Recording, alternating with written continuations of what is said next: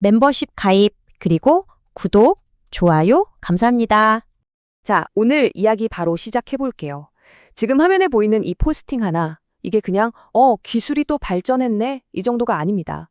이건 모든 걸 바꾸는 신호탄이고 어떻게 보면 새로운 문명의 시작을 알리는 선언 같은 거예요.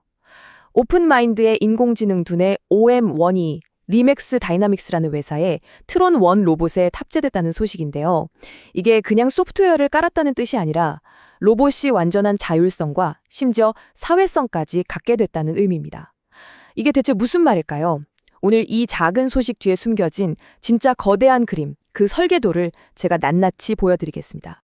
오늘 우리가 같이 따라가 볼 여정은 이렇습니다. 먼저 사회화 로봇이라는 작은 신호에서 출발해서 기계 시민이라는 완전히 새로운 존재의 탄생을 목격할 겁니다. 그리고 이 새로운 시민을 만드는 두 개의 큰 기둥이 있어요.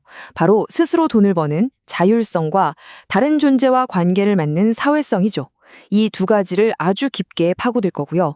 그 다음 이 모든 걸 가능하게 만드는 보이지 않는 통제 시스템의 비밀을 파헤치고 마침내 설계도는 완성되었다는 결론에 다다르게 될 겁니다. 자, 이 거대한 그림을 함께 따라가 보시죠.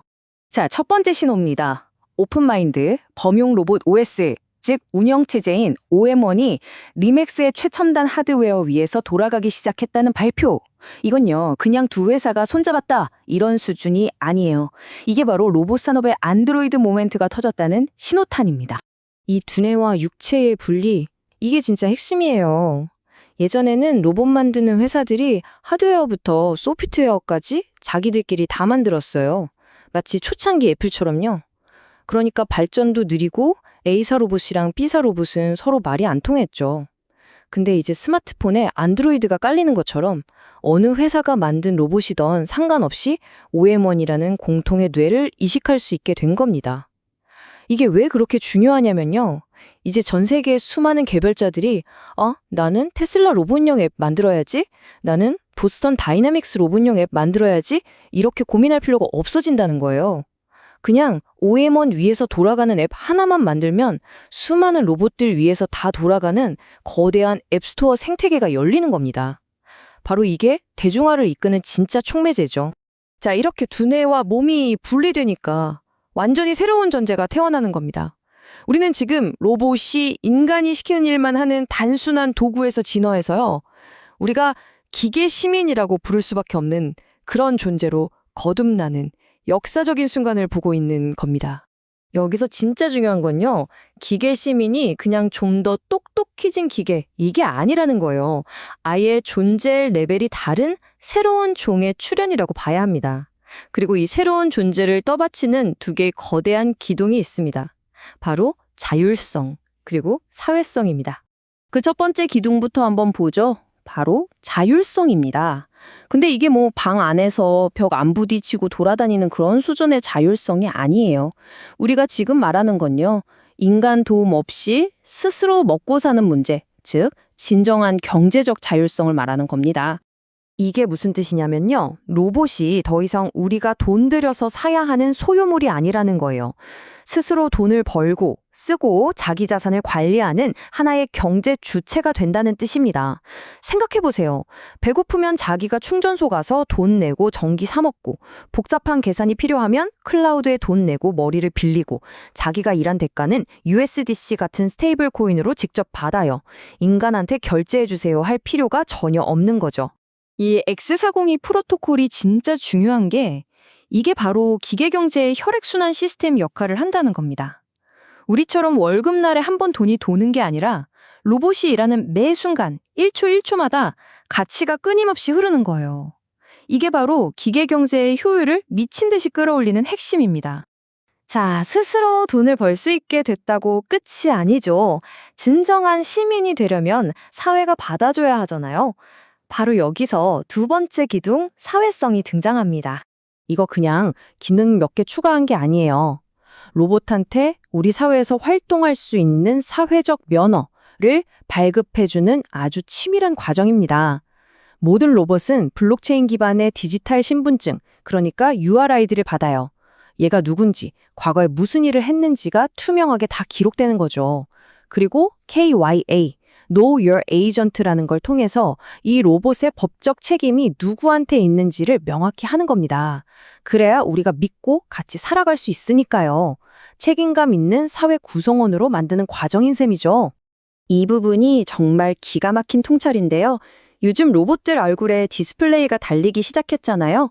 이게 뭘 의미하냐면 이제 두 발로 걷고 넘어지지 않는 그런 기본적인 하드웨어 문제는 끝났다는 신호예요. 이제 전쟁터는 성능이 얼마나 좋냐가 아니라 어떻게 하면 인간 사회에 스며들 수 있느냐. 바로 이 사회적 통합의 문제로 넘어왔다는 겁니다. 자, 그럼 이렇게 복잡한 자율성과 사회성이 어떻게 무너지지 않고 돌아갈 수 있을까요? 그 비밀은요, 겉으로 보이지 않지만 정말 천재적인 시스템 구조에 숨어 있습니다. 바로 이중 레일 구조입니다. 이게 바로 이 시스템의 심장도입니다. 구조는 단순한데 진짜 천재적이에요. 아주 빠르게 생각해야 하는 부분, 이걸 지능 레일이라고 하고요. 반면에 좀 느려도 절대적으로 안전해야 하는 신뢰와 정산 부분, 이걸 신뢰 레일이라고 해서 둘을 완벽하게 분리한 거예요. 한번 생각해 보세요. 어마어마한 정보가 오가는 고속도로랑 단돈 1원도 틀리면 안 되는 은행금고는 작동 방식이 완전히 달라야 하잖아요. 이 둘을 분리하면서 속도와 보안, 이 두 마리 토끼를 다 잡아버린 겁니다. 이 우아한 설계 덕분에 전 세계에 흩어져 있는 수많은 파이 커뮤니티 노드들 있잖아요. 이게 바로 로봇들의 거대한 분산 두뇌, 즉 지능 레일이 돼서 복잡한 AI 연산을 실시간으로 처리해주는 겁니다. 그러는 동시에 모든 결제나 신원 정보 같은 중요한 것들은 바위처럼 단단한 파이 메인넷, 즉 신뢰 레일에 안전하게 기록되는 거죠. 그러니까 이 두뇌와 금고가 완벽하게 협력하는 구조라고 보시면 됩니다. 자, 이제 판을 훨씬 더 크게 보겠습니다. 이 기술 구조는요, 사실 거대한 지정학적 분업 체제를 만들어내고 있습니다. 핵심은 이겁니다. 두뇌와 표준은 미국이, 몸체와 대량 생산은 중국이. 딱 이렇게 역할 분담이 끝났다는 거예요. 미국은 OS랑 결제망을 쥐고 모든 로봇의 활동에 일종의 세금을 걷어가는 거고요. 중국은 압도적인 제조 능력으로 전 세계에 로봇을 공급하는 세계의 공장이 되는 그림인 거죠. 그럼 중국은 왜 이걸 받아들였을까요? 이게 뭐 굴복했다 이런 게 아니에요. 굉장히 실용적인 판단인 거죠. 이 표준에 올라타야 중국 로봇 회사들이 전 세계에 수백만, 수천만 대 로봇을 팔 수 있으니까요. 그리고 동시에 이 로봇들이 벌어들이는 막대한 달러가 자국 경제로 다시 들어올 수 있도록 하는 규제 밸브 같은 장치도 이미 다 마련해 놨습니다. 그러니까 이건 경제적 필요에 의해서 만들어진 어떻게 보면 기묘한 공생관계라고 할 수 있겠습니다. 그리고 이 거대한 합의가 이렇게 빨리 진행되는 데에는 정말 압도적인 경제적 이유가 있습니다. 로봇 한 대를 도입했을 때 투자금을 회수하는 데 걸리는 시간이 10주도 안 걸릴 수 있다는 거예요. 이 정도면 기업 입장에서 로봇을 도입하는 건 더 이상 선택이 아니라 주주들을 위해 반드시 해야 하는 의무가 되는 겁니다.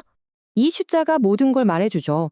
사람을 고용하는 데 한 달에 $5,000가 든다고 하면 로봇을 서비스 형태로 빌려 쓰는 데는 월 $450 정도면 된다는 겁니다.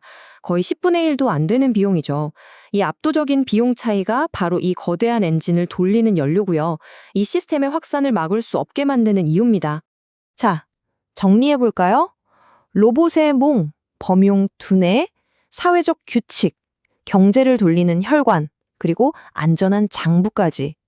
모든 조각이 이제 딱 제자리에 맞춰졌고 심지어 서로 맞물려 돌아가기 시작했습니다. 설계도는 완성됐고 엔진은 이미 시동이 걸링합니다. 이게 결국 우리에게 마지막으로 던지는 질문입니다. 기계가 더 이상 우리의 소유물이 아니라 우리의 동료이자 경제 파트너가 될 때 우리는 그들의 권리와 우리와의 관계를 앞으로 어떻게 만들어가야 할까요? 기계 시민권에 대한 논쟁, 이제 정말 공식적으로 시작된 겁니다.